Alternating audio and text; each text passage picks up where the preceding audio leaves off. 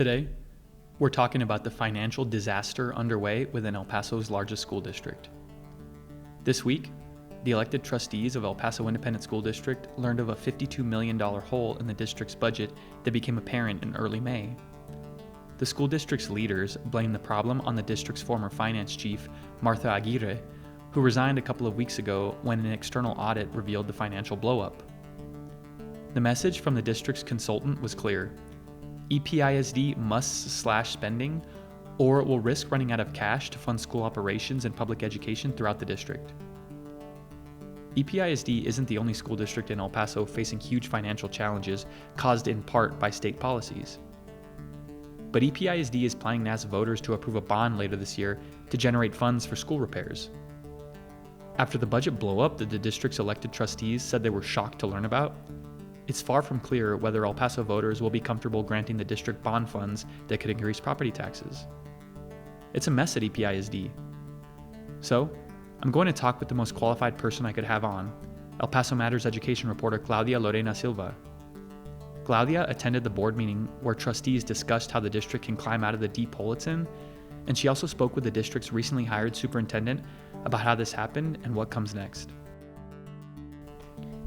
Before I speak with Claudia, I want to mention that this El Paso Matters podcast episode is brought to you by our podcast title sponsor, Tani Acosta and Chaparro, truck crash and injury attorneys. Their team of local, seasoned trial attorneys are ready to help if you've been injured in a crash. And you can read our free reporting or sign up for our newsletter at elpasomatters.org. On to our conversation. Claudia, thanks for joining me. Yeah, thanks for having me again. So one of EPISD's trustees, Jack Loveridge, said at the EPISD board meeting this week that the district's current situation is one of the biggest crises to face a school district that I can imagine. Can you just bring us up to date on where EPISD is at and the disaster that the district is facing? Yeah, so this is pretty big, and it might be even one of the biggest disasters in El Paso right now. To try to explain this as briefly as possible, EPISD basically got hit with a massive surprise deficit worth $52.8 million. They're actually even expecting a deficit of $42 million for the next school year. So this is a big deal because both of these deficits can dwindle the district's savings and basically make it impossible for them to operate. So Texas law actually requires that they have about 75 days worth of funding. So that's enough money to keep the district operating, pay expenses for 75 days in an emergency. If they don't have that amount, they can actually get failing grades in the state's financial monitoring system. After this year and next year, EPISD is expected to only have 12 days left. So because of that, an outside auditor that came in and was hired by the district recommended that they declare financial exigency. This is essentially the same as bankruptcy.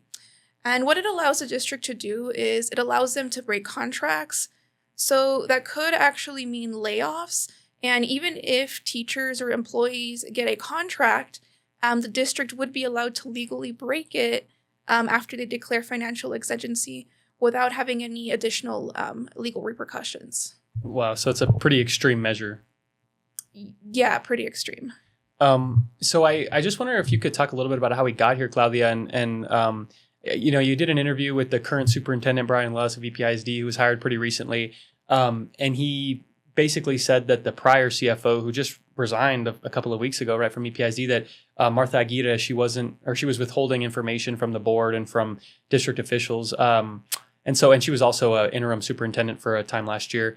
Can you just kind of talk about your interview with Brian Lusk and just kind of the comments that the CFO was basically hiding bad financial information, right? Well, to answer the first question, there's a few different reasons why this happened. So one is the district is dealing with declining enrollment. All the districts in El Paso have actually been having that problem in recent years, but they lost significantly more students than they expected, close to 1,000 actually. Which means less funding from the state, right? Yes. So student attendance is tied to funding. So when there's less students going to school, attending class, there's going to be less funding coming in from the state. Another issue that the district had was having high payroll. So about 89% of the district's budget goes directly to payroll costs. So once they made all those adjustments and amendments to their expenses, that's about $502 million. Now, normally, most school districts have payroll closer to about 83% of their budget, so it's a bit higher than some other districts. Another issue was poor financial tracking and making purchases, hoping that savings would later be realized and kind of cover that. A lot of those savings that they were expecting were going to be through vacancies, but a lot of those vacancies just didn't come through. And yeah, the big reason that this all came to a surprise is because the board and the superintendent both said that they did not get accurate information. Lusk, when we were in that interview a few days before the week before the meeting, actually, he said that the former CFO, Martha Aguirre, deliberately withheld information about the budget. As you know, Martha Aguirre resigned a little bit earlier this month. From my understanding, her resignation just came a couple days after she informed the board that the deficit was going to be a lot higher than they initially adopted. And to kind of, give you a little history lesson, last year the district adopted a budget of that would have had a $6 million deficit. So from June of last year to May of this year, that deficit went up to $52 million. And the big problem discovering it right now is the school year is about to end. The fiscal year comes to an end on June 30th. So any cuts that would have addressed that deficit would have needed to been made much earlier. At this point, it's just much too late to make any significant budget cuts for this school year. And one thing with the interview that we had with EPISD last week is, since we talked about it with them as we prepared to cover it, at the time they told us that they had a $38 million deficit and they were actually trying to reduce it. So before the meeting this week, we actually were expecting the deficit to be a little bit lower than $38 million. But since then, Moak Casey, which is the consulting firm, firm that they hired from Austin, they looked into it and they found out that it was actually $52 million. So a lot of this all happened very quickly within the last week or so. So kind of a sudden storm hitting the district. Yeah, so very sudden. So I'm curious what you expect to be the next steps for EPISD, Claudia, to get out of this really deep financial hole. I think budget cuts are going to be, a certain or a guarantee, right? You alluded to the fact that most of EPISD spending and budget is made up of staff wages and salaries, right? So that would suggest that layoffs are likely. I just wonder what steps you expect EPISD to take to get out of this hole. Yeah, well, budget cuts are definitely going to be necessary. And since most of the district's budget goes towards payroll, that is probably going to be the most likely cuts that are going to be made. It's probably also the fastest cuts that could be made because a lot of the other things are utilities and expenses that need to continue to keep the district operating. Some of it is for different educational programs that are definitely needed just for students to be able to do their work. So it does look like there's going to be layoffs. We estimate that they may be in the hundreds. Before any decisions are made, though, that they would have to go to the board for approval. The superintendent would essentially need to recommend them to the board, and they would have to vote. And financial exigency also allows the district to do furloughs and make pay cuts, but I'm not really sure if that's going to be the option that they take, mainly because Moak Casey, they said that the district needs to make changes that are going to be long-standing. Obviously, furloughs are only temporary, and pay cuts, that could really affect morale. So a lot of times districts don't usually look at cutting pay. Yeah, I thought that was an interesting point in your story where you talked about like the consultants really focusing on the district creating like recurring savings, right? Not a one-time thing. I think we've seen the district before like, hey, let's sell some schools, like let's do these like one-time things to bring in some cash immediately, but not like a recurring thing. And so that again points to me to layoffs, right? Because you're talking about saving ongoing, like if you're cutting staffers, you're saving on an ongoing basis. So that just pointed to me to more, likelihood of layoffs. So that was kind of an interesting point in your article. I wonder, Claudia, what was the board meeting like, right? Like, it just seems like this kind of bomb went off, and I'm just wondering sort of the reaction you saw from the Board of Trustees as well as just anybody in the audience. Yeah, well, the meeting was definitely very disheartening for a lot of people. I think the mood was tense throughout the entire presentation. One thing that I noticed is that most of the public comment focused on families asking for increased access to translation, which is actually something that I've been working on for a bit. And really, it just made me wonder how easy it will be for the district to address this issue and other issues with such a big financial hole. And I think that's what was sinking in for a lot of people that were at that meeting. A lot of them were activists or parents or families who are very actively involved in wanting to get things done for the district, wanting to improve things. And I think it might be daunting now to keep asking for those improvements while knowing that the district is in a really tight situation. Yeah, and I'm glad you brought that up, because that's a good point, that we talk about this budget deficit and layoffs and so forth, but really like the impact is to the students when there's cuts and when the district has to, just reduce its spending. The ultimate, people impacted are the students and the loss of programs and translation and things like that you're talking about. So I think that's a good point for us to remember. I know too, I know a lot of people are thinking about like accountability, right? And like who's to blame? Who do we push the blame of this whole disaster onto, right? And so I know that's going to be like a big talking point going forward and something that'll be figured out in the months ahead. But I just wonder, what you heard as far as the trustees like seeking accountability for this, and what you expect to come in that regard, Mm-hmm. Yeah, well, I think in general, the question about accountability is just always really difficult to answer, because accountability does look different to everyone. Yeah. But one of the things that I think makes this situation even more difficult is a lot of the leaders who were in place when the budget was approved earlier this year, and a lot of these issues were happening, are now gone. Something that was mentioned throughout the meeting and was also mentioned by Lusk when we discussed with him is that this was a pretty wide systemic issue. This isn't something that you could have just blamed on one single person. And this had to have been occurring for several years. Some people are even assuming or guessing that this has been going on since the last two superintendents. Oh, wow. So it's going to be difficult to really hold people accountable when the issue has been going on for so long. Some people do think that, the employees who are still at the district who were involved with this may need to be, fired or punished in some way. I think, whatever happens may be, really dissatisfying to the public. One of the reasons is because some of the people who could have been held accountable are now gone.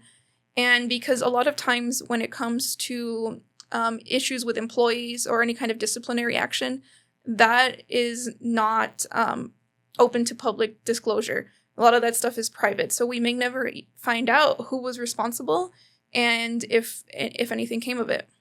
Do you think there was a sense among the trustees, like we want to find someone to blame or someone to hold accountable for this? Do you think that's something they'll prioritize in the months ahead?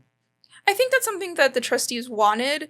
I'm not really super sure if that's going to happen. When Bob Moore, our editor, talked to Dr. Lusk, he didn't seem like he was very interested in going back and investigating. It seemed like he was much more interested in moving forward and trying to correct the situation.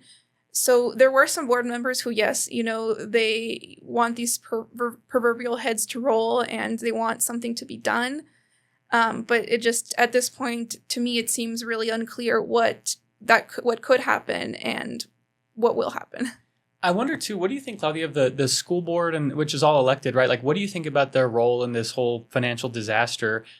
Because I know, like, on the one hand, like Jack Loveridge said, like, this whole, really one of the worst things that a school district could go through is happening under our watch. And but at the same time, like, I think if, the board's relying on information from the staff, and if staff is withholding information, there's a level of, like, how could the board know, right? But I just wonder, part of me says, hey, you're the ones that are managing and governing this district. It's a really bad look that this would happen without you knowing it all. But again, I get that if there's withholding of information, it's hard to know that something's wrong. But I just wonder, like, how do you think about the board's role in both this financial crisis and the reaction to it? Mhm. Well, I do think that the board may have known about some of the issues, but it probably wouldn't have been possible to know the full extent of the problem. I do think that they should have known about some of the purchases that were never amended to the budget. So some things that happened, for instance, like the board approved separation incentives for teachers. They also approved purchases for a transition in leadership. So they should have known that all those costs should have gone to them for approval to make amendments to the budget, and they never did. And that should have at least raised some red flags for them.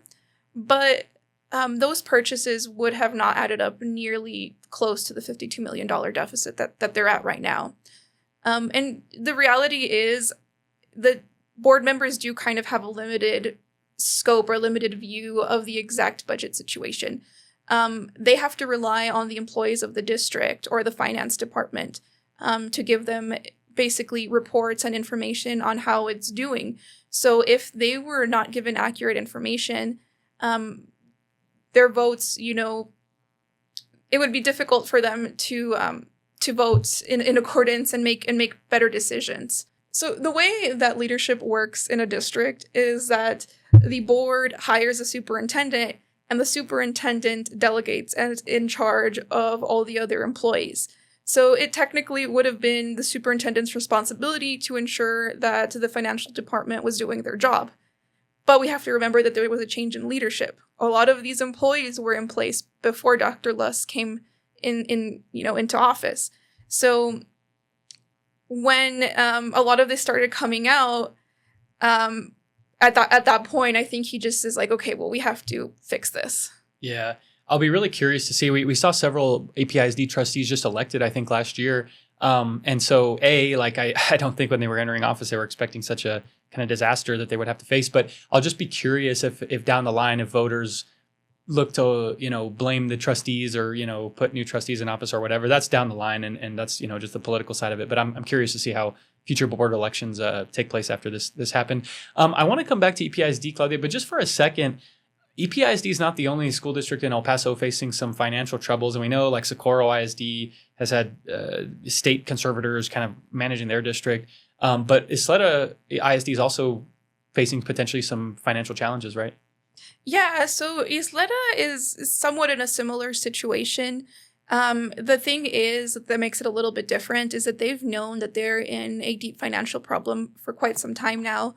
Their chief financial officer, she's actually been warning the district, that they need to make some drastic cuts, or else there's going to be some serious consequences for the district. I don't have those numbers right in front of me right now, but what I can tell you is that over the last several years, the district had been adopting a budget deficit. The CFO in previous years was able to recommend that they adopted a balanced budget, but oftentimes the board would approve additional expenses that went, beyond that. In more recent years, the CFO was having a much harder time actually getting the budget balanced. And even while she was struggling to cover all of the district's costs, the board was sometimes still approving additional expenses, like raises for certain employees last year that weren't funded by the state. So that ended up digging into their savings. Now, at this point, if the district doesn't do anything drastic, which could mean layoffs, they're also going to be facing financial exigency.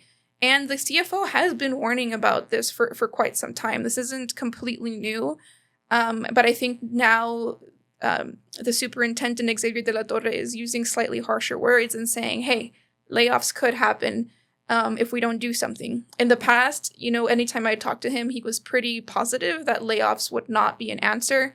But at this point, looking at the budget and the financial challenges, it seems like that may be something that they have to do. Well, pretty scary times for public school districts in El Paso. Just appreciate that little breakdown, Claudia. We'll have to keep up with Isleta and kind of see how that plays out. But so back to EPISD, and we'll wrap up pretty soon here, Claudia. But I wonder, so this is all going on. There's this massive hole in EPISD's budget. They got to make some rapid budget changes and take some big measures to get their financial house in order, basically.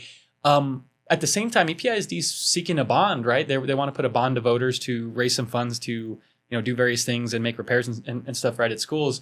And so I wonder if you can tell us, like, I know they haven't, probably some details are to be worked out, but what do you think EPISD, like, what are they asking money for from voters?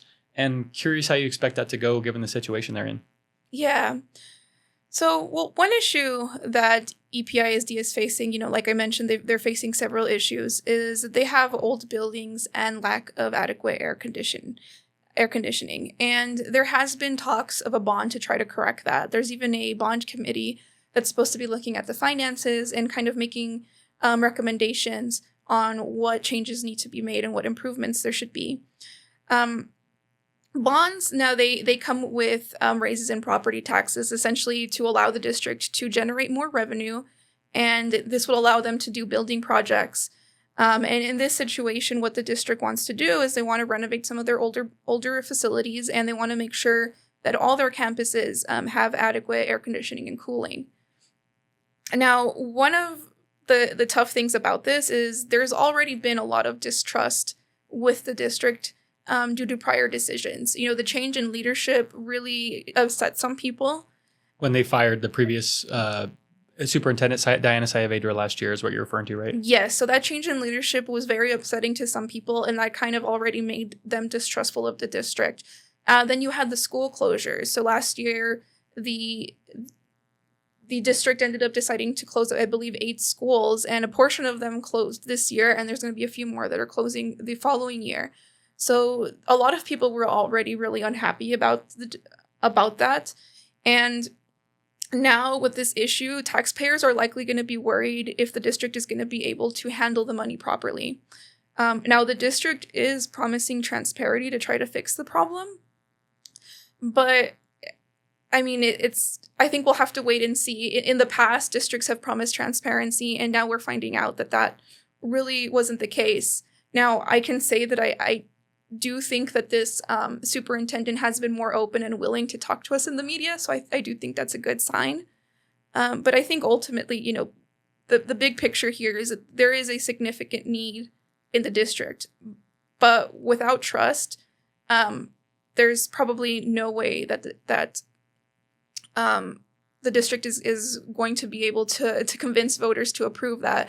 And as someone who has been in the district, has been on campuses, talked to students and families, and talked to, learned about what they need and the resources that they're lacking, it's just, disheartening at this point from someone looking at it from the outside.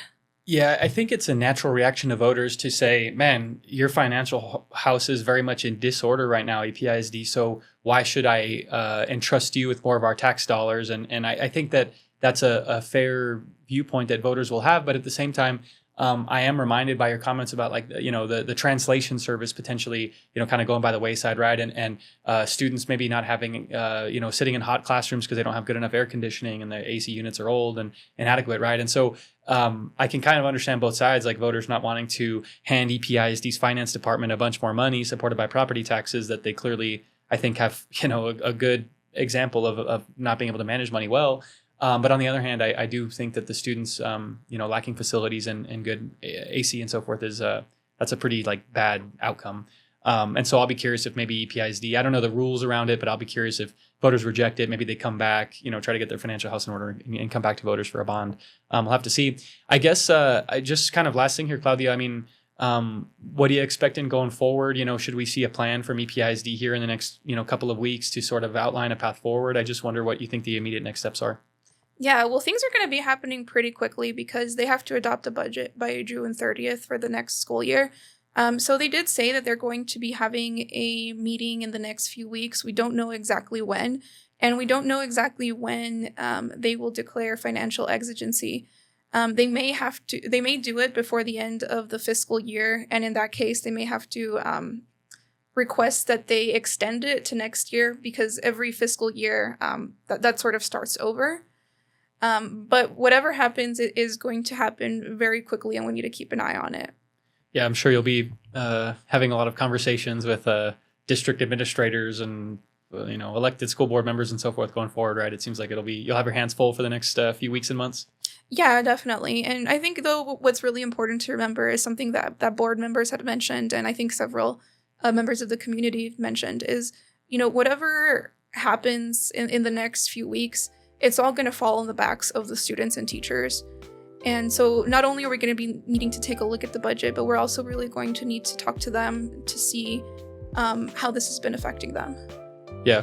We'll leave it there, Claudia. Just really appreciate your very detailed reporting. When you had a story come out during the board meeting the other day, it was very, in-depth and I thought did a good community service as far as trying to lay out like exactly what the problems EPISD is facing. And so just appreciate your detailed reporting, and we'll just hope you keep us informed with all the stuff going on with the district's finances. Yeah, well, it's my pleasure to be here. I'm hoping that maybe next time it won't be so dreary, but I'm glad to keep everyone informed. Hope so too. All right, thanks, Claudia. All right, bye-bye.